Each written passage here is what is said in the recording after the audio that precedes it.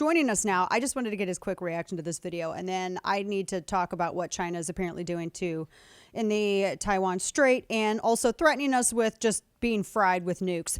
Our very good friend, Stephen Yates. He's a senior fellow at America First Policy Institute. Find him on Twitter at YatesComms. And of course, he's also chair of the China Policy Initiative. Stephen, good to see you. I have to get your reaction to that. So he's going, but not, yes? Well, it's always reassuring when the commander in chief does or does not know where he's going or who he's going to be talking to.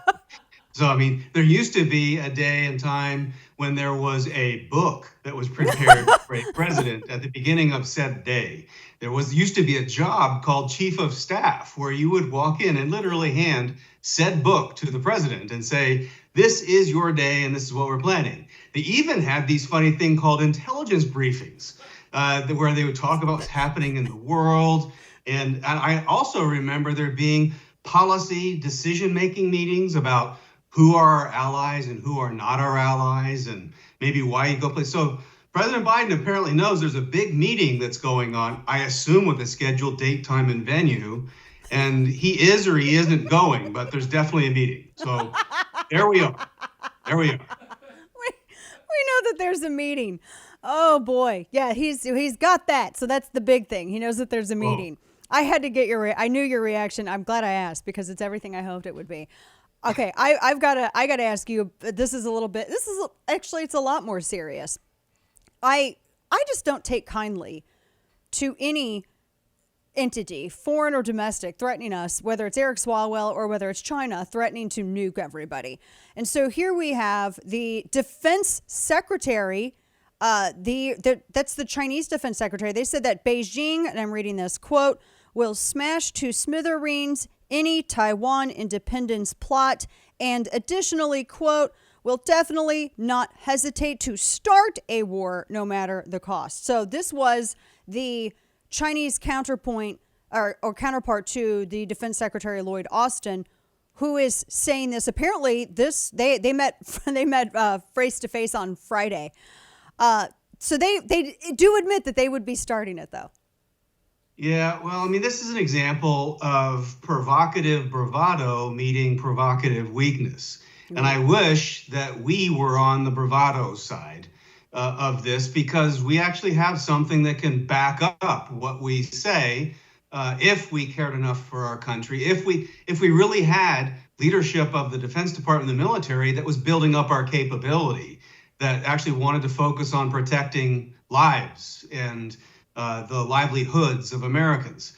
But what we have, I mean, it's bracing and unacceptable. We use that word a little too much because then our secretary kind of accepts the fact that this counterpart says, we're gonna go ahead and we have smart bombs that can figure out the political views of the people that we launch them against. So we're gonna crush a Taiwan independence plot.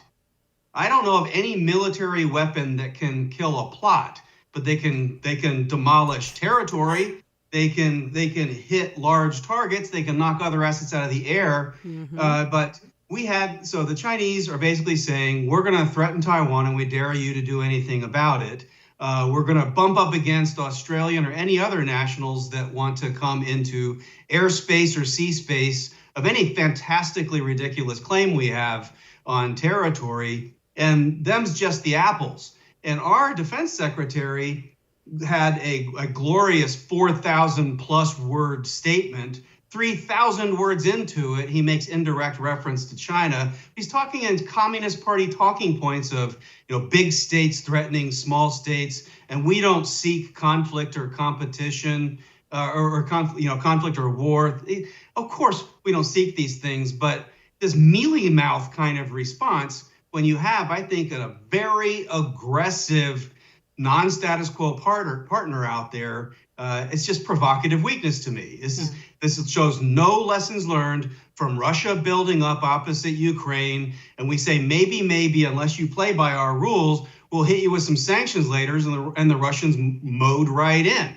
And so how are the Chinese going to read this any differently? Yeah, that's a great point. Talking with our friend Stephen Yates, because one of the things that their defense ministry spokesman said was if anyone dares to split Taiwan from China. Well, Taiwan kind of says we're separate. We have been since our Nature inception. separated this 200-mile-long island from the continent of Asia at time before any humans were alive on the Chinese landmass. True. And so, I don't know who invented the oceans or who put water that went from Japan in between these two parts of China, apparently down into the South China Sea. But whoever that person or almighty being was, it wasn't Chinese. True. Very true. They've also, Chinese military officials in recent months have repeatedly asserted that the Taiwan Strait isn't international waters during meetings with U.S. counterparts. And apparently they're getting a lot more aggressive over this. Obviously, as you said, provocative weakness as represented by not just the Defense Secretary Lloyd Austin, but the administration and their policy towards all of this. I mean, the Strait of Taiwan, that is international. How is that not international waters? Well, the Chinese always play by the rules, and they're big on the international system, I say with air quotes.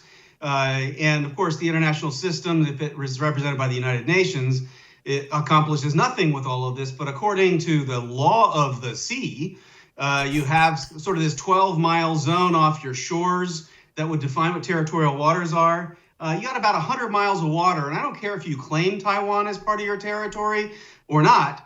12 plus 12 doesn't get to 100, even under Common Core math. Right. And so there's international waters going through there no matter what. And the problem the Chinese have is I don't think the rest of the countries in the region take this joke lying down the way apparently our expert class does. Yeah. The Japanese are pretty serious about their lines of commerce. The Koreans are pretty serious, although I don't know what they'll do about it. But this has been international waters for a very long time. And I just think we have a situation where the Chinese are almost begging for a conflict, and our weakness basically suggests, okay, and it's not okay. We don't want a war. Yeah, because I mean, I think it seems as though because you have the South China Sea, and that's of course where they have their weird. What are they? They literally made an island, made it out of the ether. And they said, oh, no, this is natural. Well, it's ours now. This is a naturally occurring island. We didn't make this. And they just happened to put, a defensive or offensive, depending on how you want to look at it, outpost there. So this seems to be like much more than the Taiwan Strait. And the further south they go, I mean, then you're looking at supply lines from Vietnam. You're looking at supply lines coming out of Philippines, et cetera. That's going to affect a massive chunk of international trade. Right. Japan, Taiwan, and Southeast Asia add up to way more economic weight than China represents. And this claim that they're making would force shipping and air routes to go around all of that. They'd have to avoid the Straits of Malacca that goes by Singapore and up through the South China Sea to serve all of East Asia, including things that would go beyond that island chain to the Pacific across the United States. So dramatically reroutes any kind of shipping traffic and military traffic, of course, between the Indian Ocean and the Pacific Ocean. And so what it does is this fancy new term that all the eggheads in academia came up with, an Indo-Pacific region. Yeah. It makes it Indo and Pacific separate. Yeah, that's so. Talking with Stephen Yates at YatesComs on Twitter about all of this.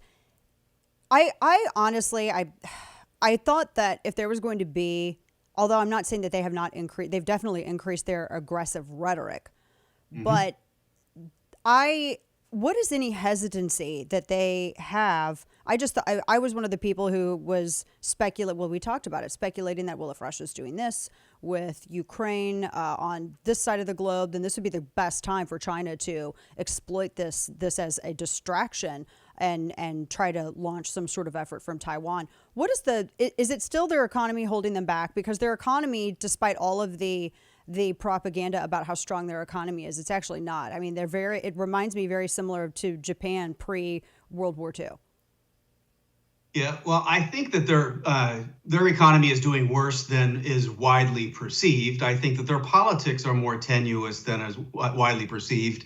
But I'd also confess that we don't get to know what's going on in the little black box that is Chinese leadership. They don't have these fancy open elections where they can impeach a president twice because of a bad phone call or whatever And we else. lost a lot of intelligence over there. Didn't we lose some spies? Yes, we've had several large intelligence networks that have been exposed by, I think, malpractice on the part of Americans, but also very strong aggression by the Chinese intelligence collectors.